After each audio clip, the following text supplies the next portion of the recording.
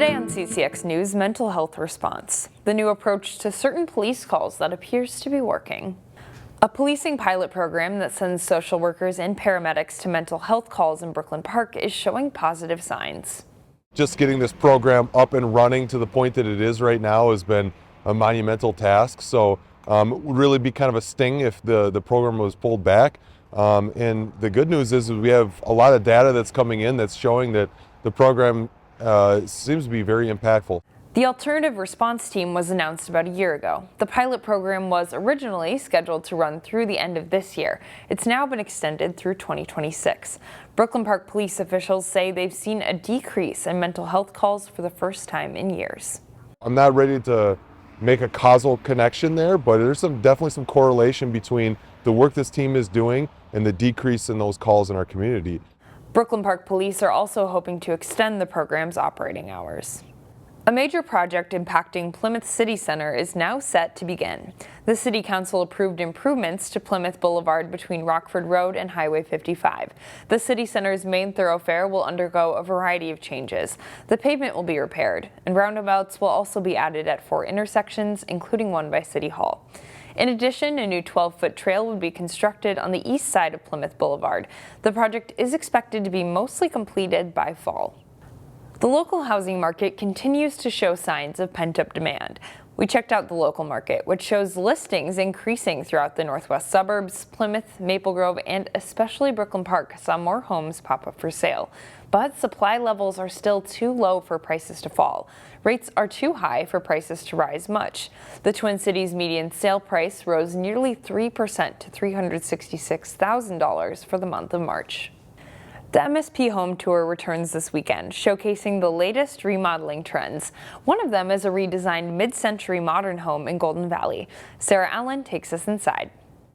It was our drop zone. Everybody, coming in off the garage, everybody would drop their, shoes, skis, boots, golf clubs, all of that. And then you could just see everybody driving by could see right in. When Laura Ronlund and her family moved into their Golden Valley house 14 years ago, they knew it needed some work before it could become the home of their dreams. From the moment we moved into the house, we knew that it had a ton of potential, but it wasn't quite there. So when they started construction last fall, they were more than ready to turn their dreams into reality. In one day's time, this whole end of the house was like completely demoed, and it was amazing. In the kitchen, counter seating and storage were added. So this was just a plain wall before. We had a desk with a computer on it. And soffits were removed. The biggest change was getting rid of all the soffits and opening it up so that we now have like high ceilings all the way throughout. The remodel continued to the entryway. This was one big open giant space. We had windows on 3 of the 4 sides of the room. The area was sectioned off to 3 separate areas: a mudroom, equipment area, and entryway. I feel like our house makes sense now. Even though the transformation was significant, the Ronlunds worked with an interior designer to keep elements of their mid-century home intact. They even found a way to nod to the home's history. Our slat wall on the island there, that was like an accent piece that we designed to kind of try to pull in the original parquet flooring in the dining room. The Ronlunds home is one of 2 mid-century homes featured on the MSP Home Tour. We covered the full bases, and we actually have an ADU, an accessory dwelling unit, and we have a new build over in St. Paul as well. The goal is to make the tour a learning experience. The homeowners are going to be available during the tour, and so attendees can ask the tough questions. How was the process, and did you have plaster dust everywhere?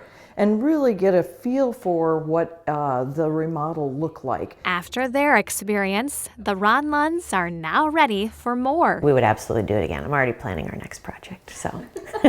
In Golden Valley, Sarah Allen, CCX News. Champlin Park's Agriculture Department's annual plant sale is coming up in May. This weekend in School Spotlight, we get to meet the students behind this growing tradition.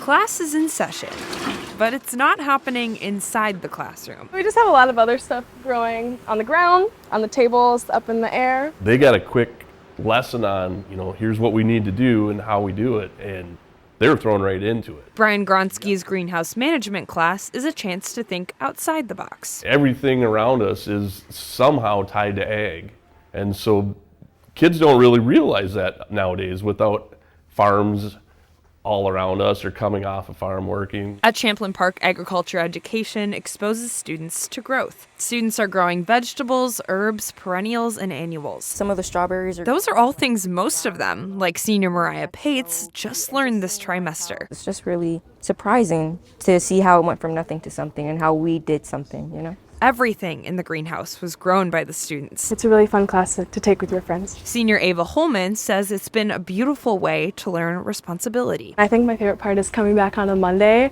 and just like, you're like, oh my gosh, like seeing how much it grew over the weekend is like so cool. The students are also learning to reap the homegrown benefits, both literally and financially with a plant sale. All the money goes back into the department, giving more Champlin Park students opportunities to grow. It's really valuable to see all the plants growing that we all planted and to know that like we did this.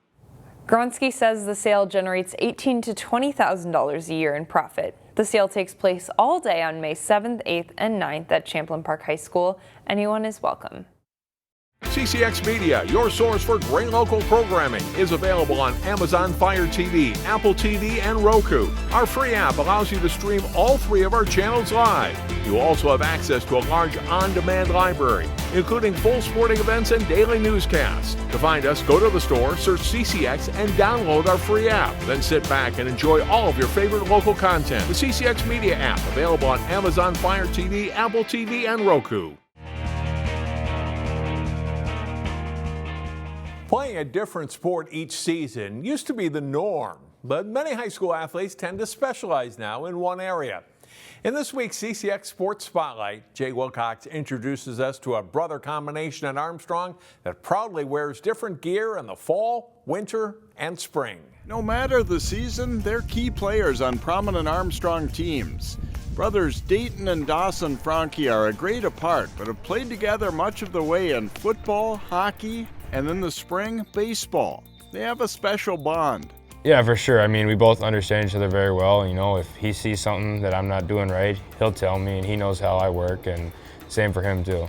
We're both super competitive, and we kind of just love kind of yapping at each other and starting stuff, so that's fun, and it's just kind of, we're always together. So if we're in bad moods or whatever, it always gets fixed quick enough. They're great kids. They're very competitive kids. They're competitive against each other. But they're, you know, it's a healthy competition that they have, and they make our team better by making our team more competitive. The Frankes helped Armstrong to the state tournament this past fall in football. Senior Dayton is a rugged but mobile defensive lineman who had a team-high 6 tackles for loss, while junior Dawson stepped in as a first-year starter at quarterback and threw for 1,667 yards and 23 touchdowns, while also rushing for 376 yards.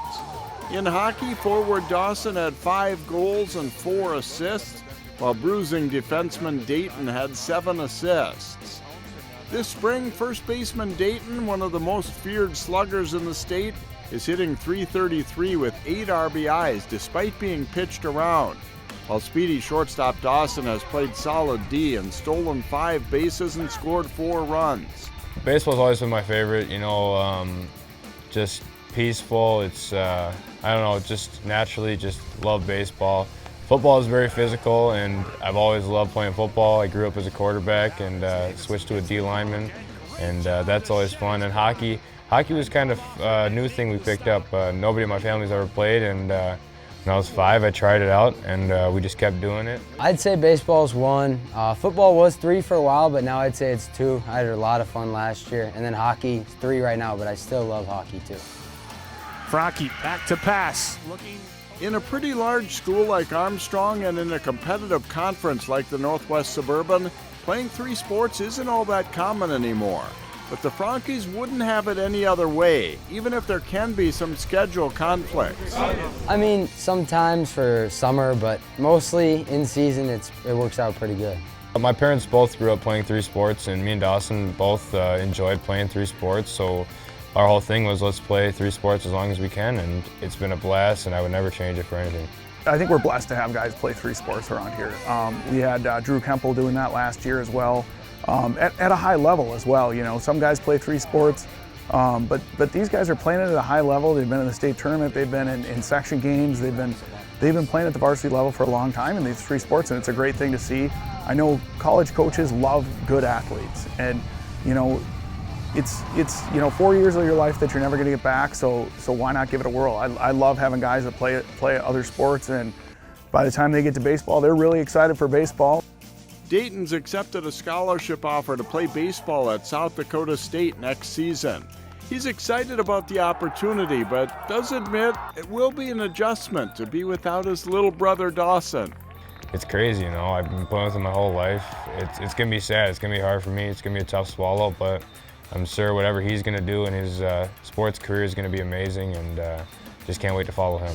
I think it'll be good and bad, some separation, but also I'll probably miss him. It'll be a while since I haven't been with him. For the CCX Sports Spotlight, I'm Jay Wilcox.